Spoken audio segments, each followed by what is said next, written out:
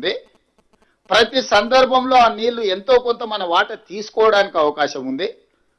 అది నాగార్జున సాగర్లో కావచ్చు, అది శ్రీశైలంలో కావచ్చు, పులిచింతలో కావచ్చు. ఈ రెండే ఈ నీటి కేటాయింపులే కాకుండా విద్యుత్ ఉత్పత్తి. ఈరోజు పవరు పీక్ అవర్స్లో పెద్దలు భట్టి విక్రమార్క గారు చెప్పాలి 10 రూపాయల పైన పెట్టాల్సి వస్తుంది మనకు ఓ సందర్భంలో. ఈరోజు నీళ్ల ద్వారా జల విద్యుత్తు ద్వారా విద్యుత్తును ఉత్పత్తి చేస్తే 4 పైసలు 8 పైసలు పడుతుంది. ప్రాజెక్టుల ఇన్వెస్ట్మెంట్ కాస్ట్ అయిపోయింది కాబట్టి రా మెటీరియల్కి ఏం కాస్ట్ లేదు. నీళ్లు దేవుడిచ్చిన వరం కాబట్టి శ్రీశైలం, నాగార్జున సాగర్, పులిచింతలో విద్యుత్ ఉత్పత్తి చేస్తే ఆ విద్యుత్తులో తెలంగాణకు వాటా వస్తే 4 8 పర్ యూనిట్ విద్యుత్ వచ్చేది.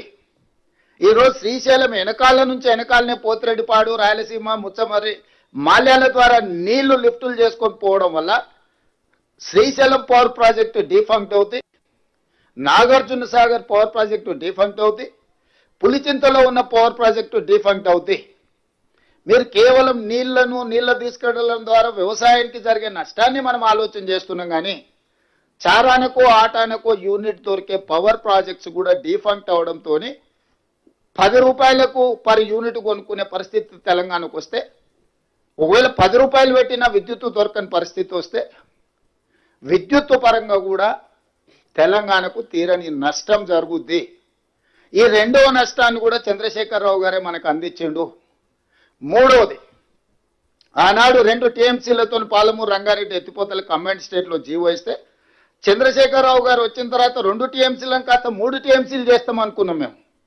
2 టీఎంసీలను కాస్త 1 టీఎంసీకి చేసిండు. ఒఫీషియల్ రికార్డ్స్ ఉన్న అధికారులు ఇక్కడ ఉన్నారు. 2 టీఎంసీ పాలమూరు రంగారెడ్డి ఎత్తిపోతల్ని ఎత్తుకోవాల్సిన జీవోలను అంచనాలనే అడగోలుగా పెంచిండు, ఎత్తుకునే నీళ్ళనేమో తగ్గించిండు. ఢిల్లీకి ఆ టీఎంసీని అసలు ఎక్కడి నుంచి దేవాళ్ళు తేకుండా గందరగోళం చేసింది.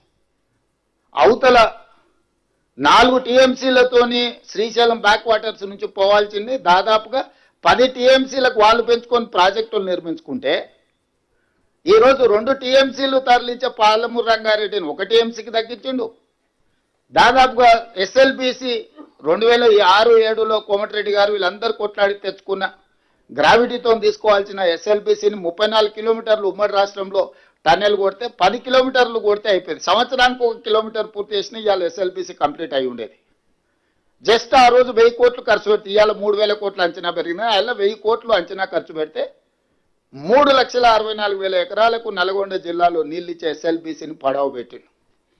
పాలమూరు రంగారెడ్డి ఎత్తిపోతలను జూరాల నుంచి శ్రీశైలానికి తరలించే అంచనాలు పెంచి దాన్ని ఈ రోజు వరకు పూర్తి చేయలేదు. ఉమ్మడి రాష్ట్రంలో మొదలుపెట్టిన కల్వకుర్తి లిఫ్ట్ ఇరిగేషన్కి నీటి కేటాయింపుల మీద ఇంతవరకు పరిష్కారం చూపించలే, అది పూర్తి చేయలే.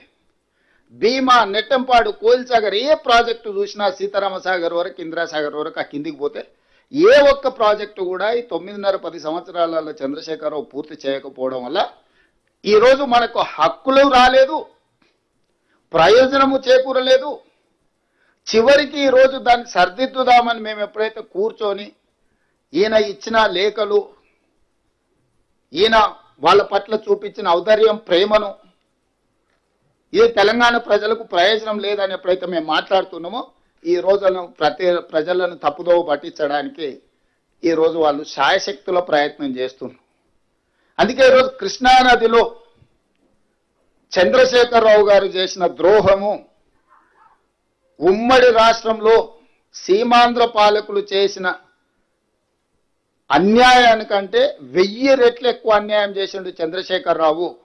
నిజంగా ఒకవేళ అనాల్చి వస్తే, ఒకవేళ ఇట్లాంటి తప్పులు చేసినందుకు వాళ్ళని ఒక్క కొరడా దెబ్బ కొట్టాల్సి వస్తే చంద్రశేఖరరావు గారిని 100 కొరడా దెబ్బలు కొట్టాల్సిన కృష్ణానదిలో మనకు చేసిన ద్రోహానికి. అలాంటిది ఈరోజు ఎదురుదాడి ఎట్లా అంటే ఇంకా అడ్డు అదుపు లేదు, వాస్తవాల ప్రాతిపదిక లేదు. కాబట్టి ఈరోజు కృష్ణానదిలో నీళ్ల కోసము సంబంధిత సంస్థల దగ్గర, కేంద్ర ప్రభుత్వం దగ్గర అప్ టు సుప్రీం కోర్టు రెగ్యులర్గా మానిటరింగ్ చేయడం కాదు, రెగ్యులర్గా ఉత్తమ్ కుమార్ రెడ్డి గారు పాపం ఆయన్నే పోయి కూర్చొని గంటల కొద్దీ అక్కడ జరిగే ప్రొసీడింగ్స్ని ట్రాన్స్మిషన్ లాస్ ఉండొద్దు, రేపు అధికారులు వినొచ్చి చెప్పినప్పుడు కొంత చెప్తారు కొంత చెప్పారని మేము ఇద్దరం చర్చించుకొని ఎప్పుడు ఏ కేసు ఉన్నా వారే స్వయంగా వెళ్ళి అక్కడ కోర్టులో కూర్చొని అక్కడ అధికారులతో అందరిని తీసుకెళ్ళి అక్కడ అడ్వకేట్లతో కూర్చొని పూర్తిగా డిస్కషన్స్లో ఇన్వాల్వ్ అయ్యి తెలియని కూడా తెలుసుకొని అవగాహన కల్పించుకొని పూర్తి స్థాయిలో కృష్ణానదిలో మనకు కావాల్సిన హక్కుల కోసం తెచ్చుకోవాల్సిన నీటి కేటాయింపుల కోసం మేము పూర్తి పెద్ద ఎత్తున ప్రయత్నం చేస్తుంటే ఈరోజు బురద జల్లుతుండ్రు. వారి నిర్ణయం వల్ల నీళ్లు ప్రాజెక్టులు ఆలస్యం అవడం, తద్వారా నీళ్లు వినియోగించుకోకపోవడం, ఈరోజు శ్రీశైలం బ్యాక్ వాటర్స్లో వాళ్ళు తరలించుకోపోవడానికి అవకాశం ఇవ్వడం వల్ల కంప్లీట్గా పవర్ ప్రాజెక్ట్స్ కూడా డిఫంక్ట్ అయిపోతున్నాయి. ఈరోజు వేల కోట్ల రూపాయలు ఖర్చు పెట్టినా కూడా ప్రాజెక్టులు కట్టలేం.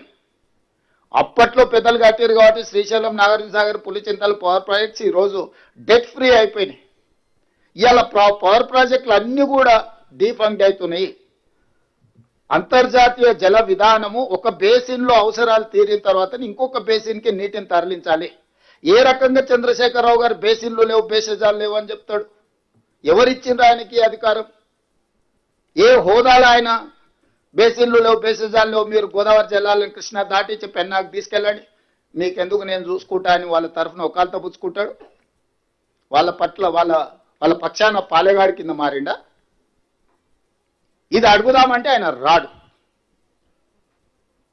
వాస్తవాలు వివరిద్దామని అంటే ఆయన చర్చ కుదరదు అంటాడు.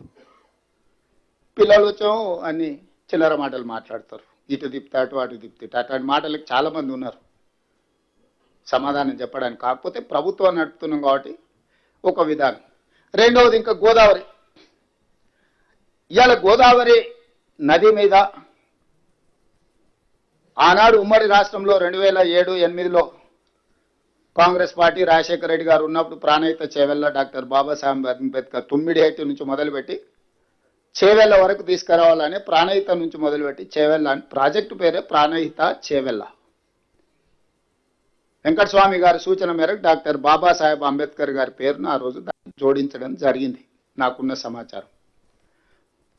మరి ఈరోజు ఆ ప్రాజెక్టును తుమ్మిడిహెట్టి నుంచి ప్రాంతాన్ని మార్చిండు, మేడిగడ్డ, అన్నారం, సుందిల. అంచనాలు మార్చిండు, పేరు మార్చిండు కాళేశ్వరం. సరే, స్వార్థం కోసం ఏదైనా చేసిండని ఒక క్షణం ఏదైనా అనుకున్నా, ఎందుకు రంగారెడ్డి జిల్లాలో, నల్గొండ జిల్లాలో ఆయకట్టును తొలగించిండు? బేసిన్లు లేవు, బేసిజాలు లేవని చెప్పిన చంద్రశేఖరరావు గారు 23, 24, 25, 26 ప్యాకేజీలు దాదాపుగా నల్గొండ మన రంగారెడ్డి జిల్లాలో 23 దాటిన తర్వాత 24, 25, 26 ప్యాకేజీలు చేవెళ్ళ, తాండూరు, పరిగి, వికారాబాద్ దాదాపుగా 2.5 లక్షల ఎకరాలకు ఆ రోజు ప్రాజెక్టులో ఇంక్లూడ్ అయి రంగారెడ్డి జిల్లాకు నీళ్ళు ఇవ్వాలని. అదేవిధంగా నల్గొండ జిల్లాకి ఇచ్చిన నల్గొండ కానీ ఇతర అసెంబ్లీలు అవి కలిసి దాదాపుగా 4 లక్షల ఎకరాల ఆయకట్టును తొలగించండు. రంగారెడ్డి జిల్లాను మొత్తం తీసేసిండు. ఎందుకు కాళేశ్వరం అనే పేరు పెట్టిండే ప్రాణహిత చేవెళ్ళ అంటే, చేవెళ్ళ ఉంటే చేవెళ్ళకు నీళ్లు రాకపోతే నిలదీస్తారని చెప్పి రంగారెడ్డి జిల్లాకు అన్యాయం చేయడానికి ఏం కారణం చెప్పిండు? రంగారెడ్డి జిల్లా కృష్ణా బేసిన్లో ఉంది. ఒకవేళ గోదావరి జలాలను మనం రంగారెడ్డి జిల్లాలో వాడుకుంటే కృష్ణా వాటర్ ట్రిబ్యునల్లో మనకు రంగారెడ్డి జిల్లా నీటి కేటాయింపులకు సమస్య వస్తుంది. కాబట్టి ఇది తొలగిస్తున్నాను, తొలగించినప్పుడు కారణం